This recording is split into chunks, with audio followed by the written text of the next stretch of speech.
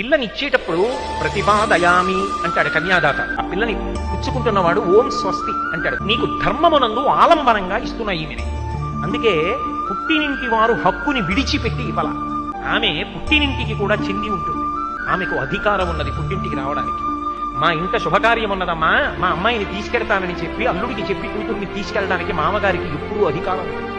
తన తండ్రి దగ్గరికి వెళ్ళి నాకు ఇది కావాలని అడిగే అధికారం కూతురుకుంటుంది.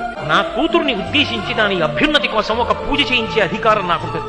శారదా నవరాత్రులు వస్తుంటే అమ్మా కుంకుమార్చన చేసుకోవే అని చెప్పి కుంకుమార్చనకి కావలసినటువంటి డబ్బు ఖర్చు పెట్టే అధికారం నాకుంటుంది పెళ్లి చేసేసిన. ఎందుకంటే కన్యాదానం చేస్తే ఒక పంచెల చాపిచ్చేసినట్టుగా నేను చతుర్థి విభక్తి వేసి నా కూతుర్ని ఇవ్వాల. ఇదం నమమా, ఇది నాది కాదు అని నేను ఇవ్వలేదు. ప్రతిగృహామి, నీది కాదని ఇచ్చేసావు, నాదని పుచ్చుకుంటున్నానని నా అల్లుడి పుచ్చుకోవాలా. అలా ఇవ్వను. ప్రతిపాదయామి, నీకు ధర్మం కోసం ఇస్తున్నానంతే. ఆమె మీద నాకు కూడా అధికారం ఉంది, నా బిడ్డ మీద.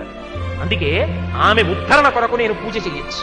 ఆమె నడవడి చేత నన్ను తరింపచేస్తుంది, వాళ్ళ మామగారిని తరింపచేస్తుంది. నిజంగా చెప్పాలంటే మగపిల్లవాడి కన్నా ఆడపిల్ల గొప్పది. ఆమె 2 వంశములను తరింపచేస్తోంది. ఇది నేను ఏ పక్షపాత బుద్ధితో చెప్పట్లేదు, సభలో ఎవరెక్కువ ఉన్నారని చూసి చెప్పట్లేదు, ఉన్న మాట చెప్తున్నాను. ఎక్కడి ధర్మం అక్కడే.